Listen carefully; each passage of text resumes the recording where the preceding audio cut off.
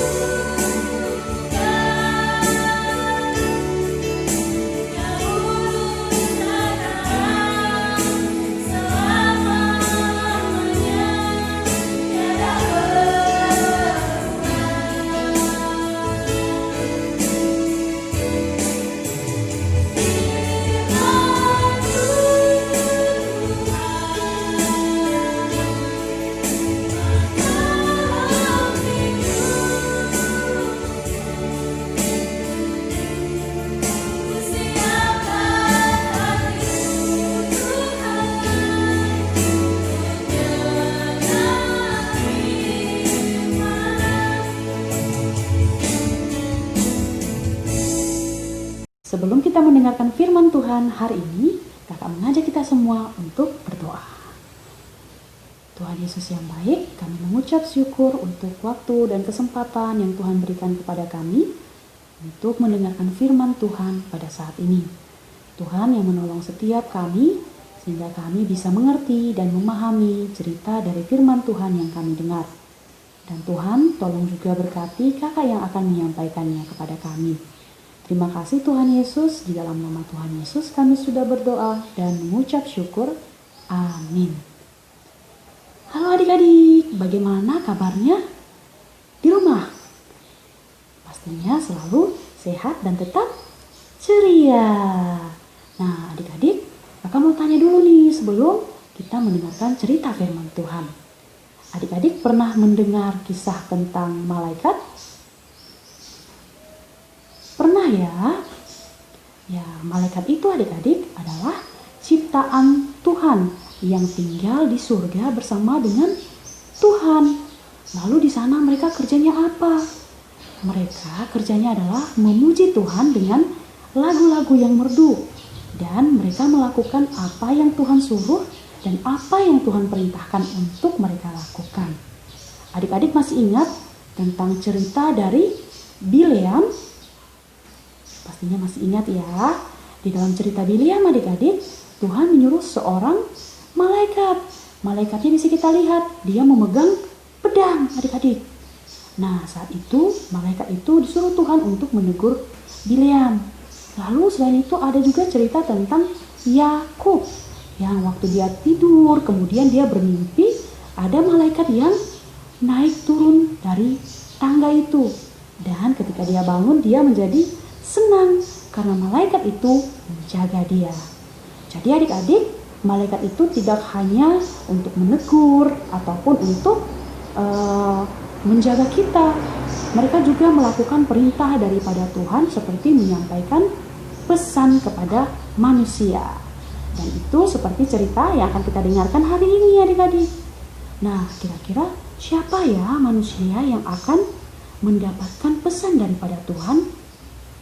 Terus apa ya pesannya? Ada yang tahu? Yuk, mari kita mendengarkan firman Tuhan saat ini. Jadi adik-adik, di suatu kota di pegunungan, tinggallah seorang bapak yang bernama Zakaria bersama dengan istrinya yang bernama Elisabeth. Mereka tinggal berdua saja di sana adik-adik, karena mereka belum mempunyai anak. Sebenarnya mereka sudah lama berdoa agar Tuhan memberikan mereka anak, tapi Tuhan belum memberikannya. Dan sekarang mereka sudah sangat tua dan sudah tidak mungkin untuk mempunyai anak lagi, pikir mereka. Zakaria adalah seorang imam Israel. Jadi, terkadang ia pergi ke Yerusalem adik-adik.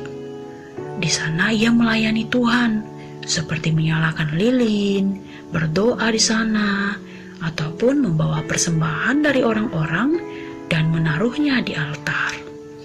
Suatu hari ketika tiba giliran Zakaria untuk masuk ke dalam rumah Tuhan, di sana ia hanya sendirian adik-adik. Tidak ada orang lain yang masuk ke dalam rumah Tuhan, karena semua orang menunggu di luar. Mereka menunggu imam untuk keluar dan memberikan berkatnya untuk mereka semua. Sedangkan di dalam rumah Tuhan itu sunyi sepi, hanya Zakaria yang ada di sana.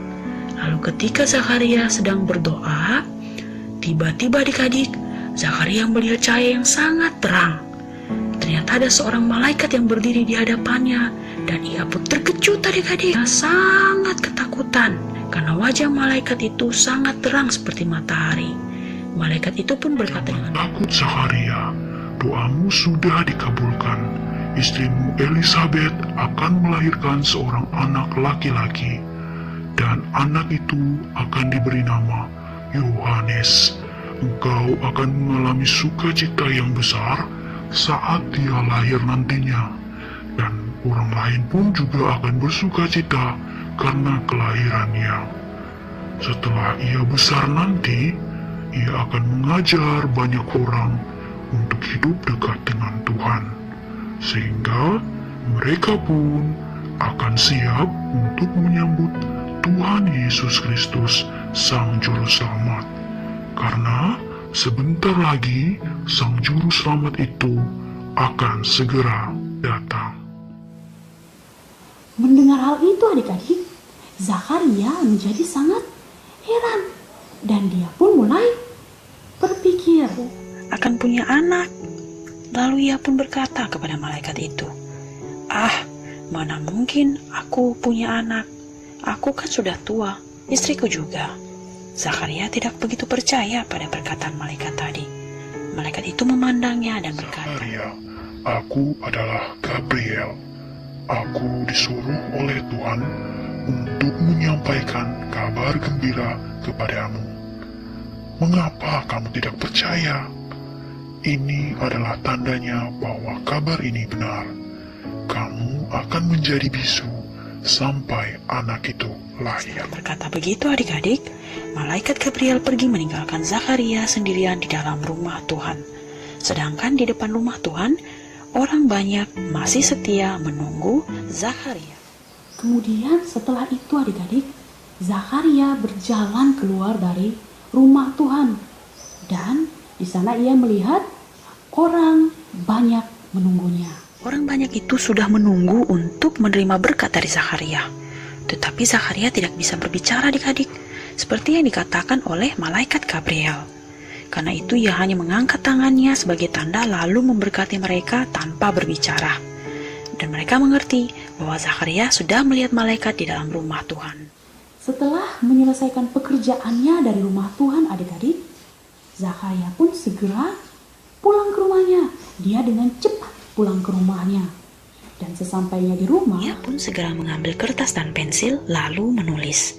Ia menuliskan janji Tuhan yang diberikan melalui malaikat Gabriel. Kemudian ia memberikannya kepada Elisabet istri. Elisabet bersuka cita dan mengucap syukur ataupun berterima kasih kepada Tuhan yang memberikan janji itu kepada mereka. Jadi adik-adik, dari cerita ini kita bisa lihat bahwa Tuhan berjanji Elisabet akan melahirkan seorang anak laki-laki. Tetapi bagaimana dengan Zakaria? Apa dia percaya? Ya, dia tidak percaya pada apa yang Tuhan sampaikan melalui malaikat Gabriel. Padahal Tuhan bisa melakukan segalanya adik-adik. Tuhan bisa melakukan apa yang tidak mungkin bagi kita manusia. Karena itu bukan masalah yang besar bagi Tuhan. Nah, karena itu kita bisa selalu memegang janji Tuhan adik-adik. Karena yang kita tahu bahwa Tuhan itu tidak pernah berbohong. Ayat hafalan kita itu terambil dari Alkitab, dari 2 Petrus pasal 3 ayat 9. Dari mana? Dari 2 Petrus pasal 3 ayat 9. Tuhan tidak lalai menepati janjinya. Yuk sama-sama ikutin kakak ya. 2 Petrus pasal 3 ayat 9. Tuhan tidak pernah lalai menepati janjinya. Kita ulang lagi adik-adik. Dari mana?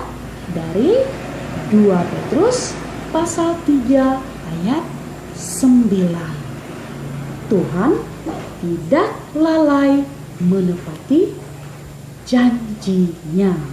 Yuk sekali lagi kita ulang supaya adik-adik bisa tetap ingat ya. Dari 2 Petrus pasal 3 ayat 9. Tuhan tidak lalai menepati janjinya. Nah, adik-adik, di mana sih kita bisa menemukan janji-janjinya Tuhan? Di mana? Dari mana kita bisa menemukannya? Ya, benar. Kita bisa menemukannya dari dalam Alkitab. Lalu, apa yang menjadi janji Tuhan untuk setiap kita, untuk kakak, dan untuk adik-adik yang ada di rumah? Ya, Tuhan berjanji untuk menjaga kita semua. Tuhan berjanji untuk menjaga semua orang yang percaya kepadanya. Kakak, adik-adik di rumah, papa, mama, keluarga, semua orang yang percaya kepada Tuhan Yesus. Nah, adik-adik, kita bersyukur ya untuk firman Tuhan yang bisa kita dengarkan pada hari ini. Saat ini kita akan bersama-sama berdoa. Tuhan Yesus yang baik, kami sungguh mengucap syukur untuk firman Tuhan yang bisa kami dengarkan pada saat ini. Tuhan, biarlah kami selalu percaya akan janji-janjinya Tuhan, karena janji Tuhan adalah selalu benar, tidak seperti kami manusia. Tuhan tidak pernah berbohong. Tuhan selalu menepati janji Tuhan, dan kami percaya bahwa Tuhan akan menjaga setiap kami. Terima kasih Tuhan Yesus. Di dalam nama Tuhan Yesus kami sudah berdoa dan mengucap syukur. Amin. Selamat hari Minggu adik-adik. Tuhan memberkati. Nah, adik semua, kita akan memberikan persembahan sebagai bentuk ucapan syukur kita kepada Tuhan. Kita akan memberikan persembahan. Siapa taruh persembahan di tangan kanan. Sambil persembahan diberikan, mari kita angkat satu pujian. Nanti setelah memberikan persembahan kita ulang, baru kita bergerak ya.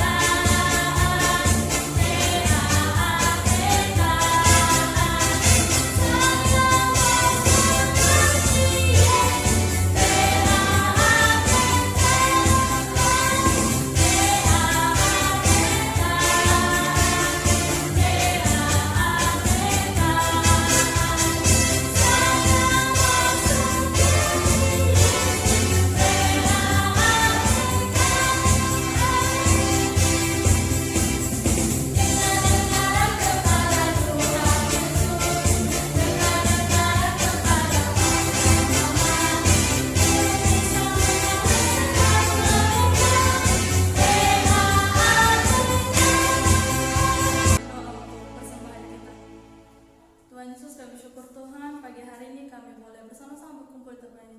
Kami juga bersyukur, kami boleh beribadah dan kami boleh mendengar firman Tuhan. Kami juga bersyukur, kami boleh mengumpulkan persembahan kami, biarlah persembahan yang menjadi persembahan yang harum di hadapan. Terima kasih Tuhan, kami serahkan seluruh aktivitas kami sepanjang hari ini dalam tangan. Amin.